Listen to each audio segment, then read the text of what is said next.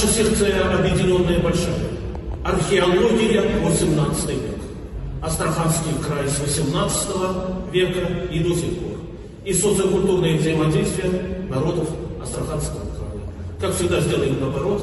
Начнем с социокультурных взаимодействий. Итак, коллеги, мой доклад называется «И продолжается эта история в современной жизни нагайцев-карагашей». Так получилось, что по социокультурному взаимодействию доклады в основном посвящены нагайской тематике, которая сравнительно молодая для Астраханского края, и вообще в рифму сказал, молодая для Астраханского края. И мне довелось лично участвовать и организовывать эти любопытные, необычные, заинтересовавшие даже Россию процессы. Впрочем, когда я с докладом о Карагаше в 1972 году выступил на студенческой конференции в Петрозаводске, мне сказали: мы о ваших Карагашах услышали впервые и больше никогда не услышим. Неужели? Уже с конца 80-х годов любой астраханец знал, что рядом живут нагайцы. Хотя, может быть, не очень хорошо разбирались, где Карагаш, где Юфталис, где Кундровец, где Утар, где Козылбаш. По-моему, и сейчас даже большой ясности в головах астраханцев по субэтносам нагайцев пока еще не сложилось. Но мы еще живы-здоровы, сможем поработать. Меня очень осчастливили мои младшие коллеги. Издали книжку 1,5 года назад «История и культура нагайцев». И перепечатали мою статью. Не лень было набирать на компьютере, она была на машинке. А вышла в 1973 году на ротопринте. Ну, конечно, в компьютерном наборе она выглядит гораздо красивее. И я для себя отмечаю 50-летие написания этой статьи. И вдумайтесь, 40-летие ее выхода в свет. Все было в нашей молодости совсем иначе и труднее, нежели сейчас. Поэтому мой доклад будет, если нужно, сокращу, о преемственности поколений в науке, о собственном ходе научной работы и о публикационной деятельности, никуда не денешься, в США говорят: публикуйся или умирай. Вот как-то неожиданно тогда на студенческой конференции в Саратове руководитель секции, профессор, писатель Святослав Александрович Соколов предложил мне представить мой доклад о Карагашах для публикации в сборнике «Приволжский край». Он выходил еще 5 лет назад, представляете, с тех пор. И я не отказался, хотя студент опубликоваться тогда, это было редкое предложение и трудный выбор для самого молодого человека. Сколько мне было тогда? 20 лет? Даже, по-моему, и не полных. И 10 лет статья выходила. А потом в самому нужному моменту, к нагайскому возрождению, я уже вернулся в Астраханской области, эта статья увидела свет даже перед моей защитой. Она один печатный лист, это очень большой объем. И для защиты диссертации через 2 года после выхода мне это было очень кстати и очень хорошо. Немножко интересно. Доклад о Карагашах, о секции истории СССР советского периода. Вася Порох, мой однокурсничек, внучек первого директора Астраханского учительского института, тоже Василия Петровича Пороха. Он преподавал моим родителям обоим. Вася в коридоре закричал руководителю секции: «Толя, возьми Виктора себе, у него советские Карагаши». Ну, раз секция истории советского периода. Никто возражать не стал, и мой доклад был заслужен, и в итоге увидел свет. Позвольте мне немножечко такое сомнительное отступление. Когда рождался Иисус Христос, к нему явились фреймегайны, 3 волхва, 3 волшебных царя, преподнесли дары. Но после этого царь Ирод продолжал преследовать младенцев, и Мария Марьям бежала в Египет. Это в Евангелии. А в Апокалипсисе святого Иоанна нашей рождался Иисус Христос, а за перегородкой стоял дракон и наблюдал, когда божественного младенца можно будет съесть. Коллеги, со мной тоже наблюдали. И те, у кого доклады по нагайцам, поймут. В Казани забеспокоились сразу. Что за дипломник такой, который о татарах-карагашах пишет, что они карагаши-нагайцы. И драконам иногда становились совершенно безвредные существа. Моя научная руководительница. Она сказала, обращайтесь к нему самому. Он человек самостоятельный, конечно, никто обращаться не стал.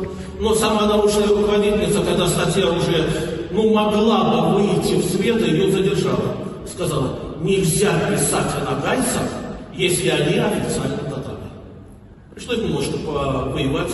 Я поучился где-то с полгода в Санкт-Петербурге, и там лучшие специалисты страны посмотрели мою статью. Сказали, новое слово, весьма неплохо. Кое-что обдумать, кое-что переделать. Дмитрий Глебович Савин сказал, Виктор, уберите последнюю фразу. Она вам понадобится потом. И не пишите этногенез. Этногенез – это антропология, это язык, это происхождение всех нагайцев.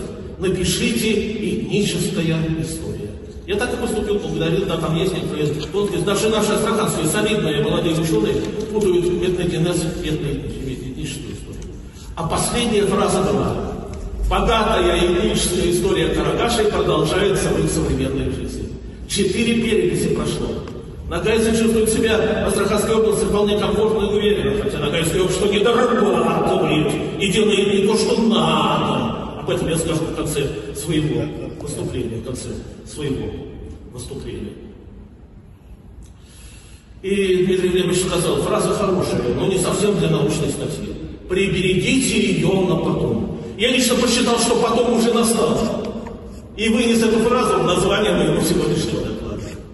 Не буду многого рассказывать другого. Очень хорошая перепечатка. Несколько ошибочек я все-таки молодым человеком сделал. Приходится сейчас извиняться. И пока перепечатывали, сделали опечатки. Но опечатки очень милые. И мне они сильно понравились. Ну что, кундровцы и карагаши. Типичные ловушки. Я написал, что это не одно и то же. И влип в ту же самую ошибку.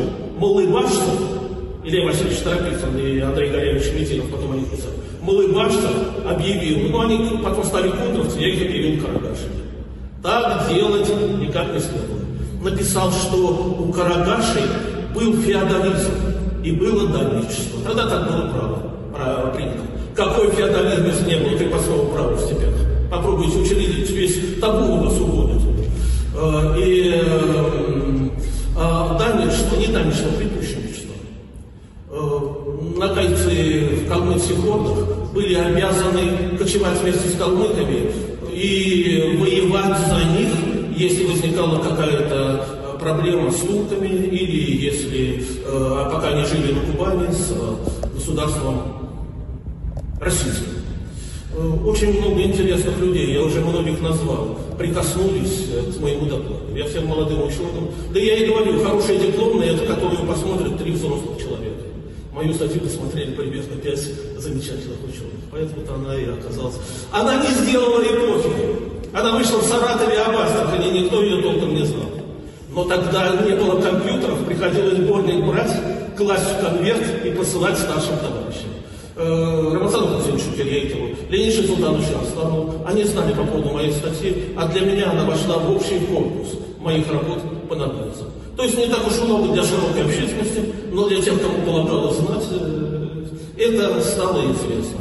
А вскоре и моя кандидатская диссертация, социальная организация, я вышел на право нижневолжских нагайцев, она уже получила известность довольно-таки большая и получила признание и в нагайском мире, и в широкой общественности. Карагаши Екатерине II писали о себе. Мы здесь, построя деревянное пока что жилище, имеем жительство поныне. Мое стихотворение на 200-летие Сеидовки в 1988 году. И это было там, где мы свои построили домы. Нет, туристы, елки-палки, написали, там, где мы свои построили дома.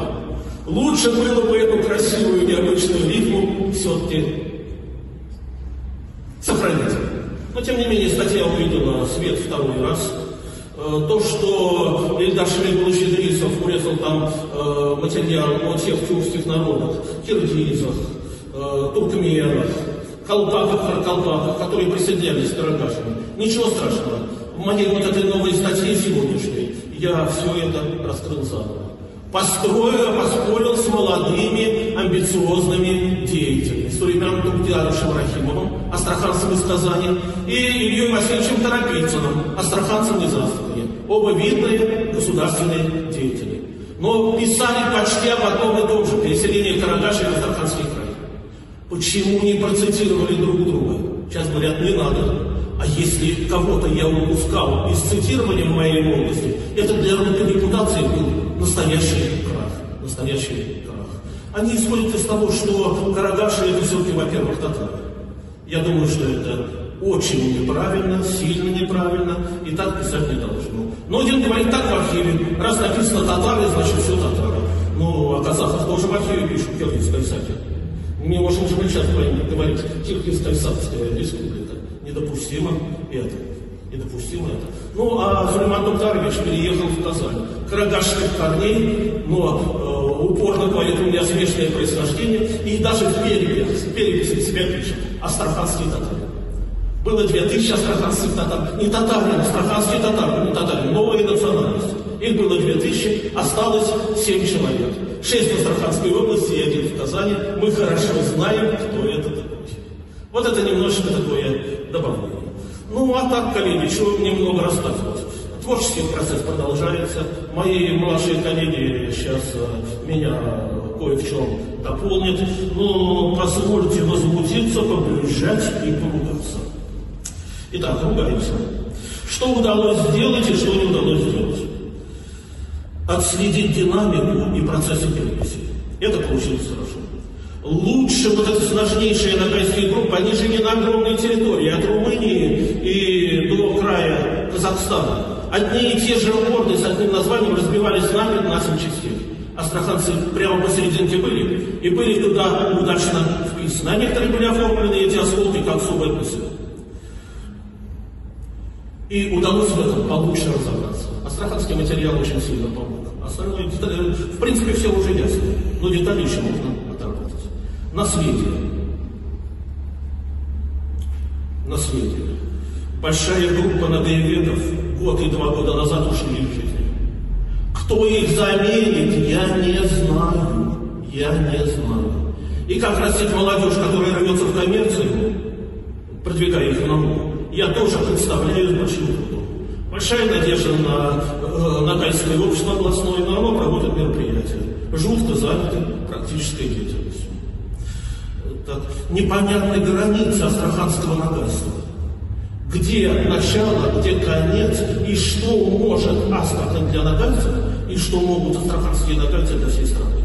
На этот вопрос ответа пока нет. Становление Астрахани как третьего, наравне со степным Дагестаном и с Карачаево-Черкесией, центром ногайской культуры, сейчас мы об этом уже речь не ведем. Народных артистов, докторов наук, академиков воспитать за 30 лет не удалось.